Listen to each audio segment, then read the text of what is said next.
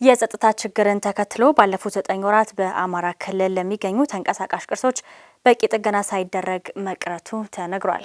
በ2017 በጀት ዓመት 9 ወራት በአማራ ክልል ለሚገኙ የተለያዩ ቅርሶች የጉዳት መጠን ልየታና የጥገና ስራ ለማከናወን የሚያስችሉ የክትትል ስራዎች መስራታቸውን የክልሉ ባህልና ቱሪዝም ቢሮ አስታውቋል። የቢሮው የህዝብ ግንኙነት ኃላፊ የሆኑት አቶ አበበ እምቢያለ ለብስራት ራዲዮና ቴሌቪዥን እንደገለጹት ባለፉት 9 ወራት ለ699 ተንቀሳቃሽ ቅርሶች የጥገና ስራ ለመሰራት ታቅዶ ነበር። በዚህም መሰረት ለ425 ተንቀሳቃሽ ቅርሶች የጥገና ስራ መሰራቱን ገልጸው ከተያዘው እቅድ አንጻር 84 በመቶ አፈጻጸም ማስመዝገብ ተችሏል ነው ያሉት። እንደዚሁም ከበጀት ዓመቱ እቅድ አንጻር ሲታይ የጥገና ስራውን 42.9 በመቶ ማድረስም ተችሏል ብለዋል። በዋግ ኽምራ ብሔራዊ ዞን፣ በአዊ ዞን፣ በምዕራብ ሰሜንና ደቡብ ጎንደር፣ በሰሜን ወሎ፣ ሰሜን ሸዋን ጨምሮ በሌሎችም ዞኖች ለሚገኙ ተንቀሳቃሽ ቅርሶች የጥገና ስራም ተከናውኗል። ምንም እንኳን በ9 ወራት ጊዜ ውስጥ ጥሩ ሊባል የሚችል አፈጻጸም ማስመዝገብ ቢቻልም ካለፈው ዓመት ተመሳሳይ ወቅት ጋር ሲነጻጸር ግን የተከናወነው የጥገና ስራ በ322 ቅርሶች እንዲሁም በ78 በመቶ ያነሰ እንደሆነም ተገልጿል። ይህ የሆነው በክልሉ ባለው የጸጥታ ችግር ሳቢያ እንደሆነ የተገለጸ ሲሆን ባለሙያዎችም እንደልባቸው ከቦታ ቦታ ተንቀሳቅሰው ስራቸውን ለማከናወን አስቸጋሪ እንዳደረገባቸው ተጠቅሷል። ዘገባው የቅድስት ደጀኔ ነው። በሐዋሳ ከተማ በመኖሪያ ቤት ግቢ ውስጥ የነዳጅ ዴፖ በመስራት በህገወጥ መንገድ ነዳጅ በማከማቸት ሲሸጡ የነበሩ ግለሰቦች በቁጥጥር ስር ውለዋል። በሐዋሳ ከተማ አስተዳደር ቱላ ክፍለ ከተማ ልዩ ስሙ ዳቶ ቀበሌ በሚባል ቦታ የመኪና ማጠቢያ ወይንም ላቢያጆ እንደ ሽፋን በመጠቀም በመኖሪያ ቤት ግቢ 10 ሜትር ጥልቀት ያለው ዴፖ በመስራት በህገ ወጥ መንገድ ነዳጅ ሲሸጡ የነበሩ ግለሰቦች በቁጥጥር ስር መዋላቸው ተገልጿል። በዴፖ ውስጥ ከ23 በርሜል በላይ ናፍጣና ቤንዚን የተገኘ ሲሆን ከነዳጅ በተጨማሪም ከመንግስትና ከግል ድርጅቶች ተሰርቀው የተከማቹ የተለያዩ ብረታ ብረቶች፣ የመኪና ጎማዎች፣ ኮምፕሬሰሮች፣ የውሃ ቱቦዎች፣ የብየዳ ማሽንና ሌሎችም በርካታ አዲስና ያገለገሉ እቃዎችን መያዙን የሲዳማ ክልል ጸጥታ ቢሮ ኃላፊና የክልሉ ህገ ወጥ የነዳጅ ግብይት ሰብሳቢ የሆኑት አቶ አለማየሁ ጢሞቴዎስ ለብስራት ራዲዮ ተናግረዋል። በተጨማሪም በግቢ ውስጥ ህገ ወጥ የነዳጅ ክምችትና ሽያጭ አገልግሎት ሲሰጡ የነበሩ ባዶ የነዳጅ ታንከሮችም መኖራቸውን ገልጸዋል። ህገወጥ እቃዎቹም የሐዋሳ ጉምሩክ ጽህፈት ቤት ከህብረተሰቡ በደረሰው ጥቆማ መሰረት ክትትል በማድረግ ሚያዝያ 26 ቀን 2017 ዓ.ም የተያዙ ሲሆን የፌዴራል ፖሊስ ሬጅመንት 15 አመራሮችና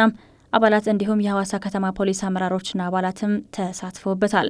ከወንጀል ድርጊቱ ጋር ግንኙነት ያላቸው ተብለው የተጠረጠሩ 3 ግለሰቦችም እጅ ከፍንጅ ተይዘው በሐዋሳ ከተማ ፖሊስ በቁጥጥር ስር ውለው ምርመራ የተካሄደባቸውም እንደሚገኝ አቶ አለማየሁ ጢሞቴዎስ ለብስራት ራዲዮ ተናግሯል። መረጃው የሳምራይ ስዩም ነው። ጥቁር ጭስ በቫቲካን ጉባኤ አንደኛ ዙር ላይ መታየቱ ጳጳስ እንደማይመረጥ ያሳያል ሲሉ ተናገሩ። ረቡዕ ዕለት በሲስቲን ቻፕል አናት ላይ ካለው የጭስ ማውጫው ውስጥ ጥቁር ጭስ ሲወጣ ታይቷል።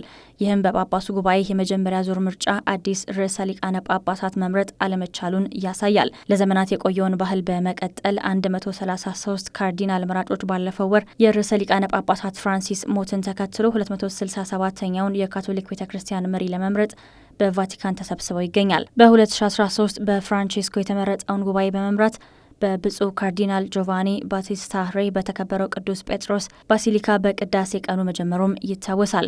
ከዚያም ካርዲናል መራጮች በፖይላንድ ቻፕል ውስጥ ተሰብስበው ወደ ሲስቲን ቻፕል ገብተዋል። ስብሰባው ቀጥሏል። በማይክ አንጄሎ ምስሎች ያጌጠው የሲስቲን ቻፕል አዲስ ጳጳስ እስኪመረጥ ድረስ ከውጭው ዓለም ተዘግቶም ይቆያል። በኮንክላቭ ሕግ መሰረት ቀጣዩን ጳጳስ ለመምረጥ 2/3 ድምፅም ያስፈልጋል። ፓኪስታን በህንድ የአየር ጥቃት 31 ዜጎቿ ከተገደሉባት በኋላ እንደምትበቀል ዝታለች። የፓኪስታን ጠቅላይ ሚኒስትር ሼህባዝ ሻሪፍ ህንድ በፑንጃብ ግዛትና በፓኪስታን በሚተዳደረው ካሽሚር ላይ ባደረሰችው ጥቃት ቢያንስ 31 ሰዎች መገደላቸውንና በደርዘን የሚቆጠሩ መቁሰላቸውን ከተዘገበ በኋላ የእኛን የንጹሐን ሰማዕታት ደም እንበቀላለን ሲሉም ዝተዋል። በኒው ዴልሂ የህንድ ባለስልጣናት ከበርካታ የውጭ ሀገራት ልዑካን ጋር ባደረጉት ምክክር ፓኪስታን ምላሽ ከሰጠች ህንድ የአጸፋ ምላሽ ትሰጣለች በማለትም ገለጻ አድርገዋል። በፓኪስታን ላይ የሚገኙ ተዋጊዎች ባለፈው ወር በህንድ የምትተዳደረው ካሽሚር ውስጥ በሂንዱ ቱሪስቶች ላይ የተፈጸመው አስከፊ ጥቃት ተከትሎ ውጥረቱ የተባባሰ መምጣቱም ይታወሳል። ህንድ ለጥቃቱ ጣቷን ፓኪስታን ላይ የቀሰረች ሲሆን ኢስላማባድ ደግሞ ምንም አይነት ተሳትፎ እንደሌላት ተናግራለች። በሌላ በኩል የፓኪስታን ጦር እንዳስታወቀው 12 የህንድ ሰው አልባ አውሮፕላኖች በተለያዩ ስፍራዎች እንዲወድቁ ማድረጉን ይፋ አድርጓል። በዚህ ሂደት ላይ እያሉ ግን አንድ ሲቪል ሰው ሲሞት 4 የፓኪስታን ወታደሮችም ቆስሏል። ሮብ ምሽት በድጋሚ ህንድ ሰው አልባ አውሮፕላኖችን ወደ በርካታ አካባቢዎች በማስወንጨፍ ሌላ የጥቃት ድርጊትም አሳይታለች ሲሉ የጦር ቃል አቀባይ አህመድ ሸሪፍ ቻውድሪ ተናግረዋል። የፓኪስታን የፑንጃብ ግዛት መንግስትም በሁሉም ሆስፒታሎች የአስቸኳይ ጊዜ አዋጅ በማወጅ ከጠቅላላው አልጋዎች ግማሹን ለአደጋ ጊዜ መመደቡን የፑንጃብ ጤና ምክትል ጸሐፊ የሰጡትን መግለጫ ጠቅሶ የሀገር ውስጥ የዜና ማሰራጫ ዘግቦታል። እነዚህ የሕክምና ተቋማት ከሰዓት በኋላ የሰራተኞች መገኘትን ለማረጋገጥ አስቸኳይ ያልሆኑ የቀዶ ጥገና ስራዎችን ለሌላ ጊዜ እንዲያራዝሙ እናም የሁሉም የደም ስብስቦች የደም ከረጢቶች መኖራቸውን እንዲያረጋግጡ መመሪያም ተሰጥቷቸዋል ሲል ዘገባው አክሏል።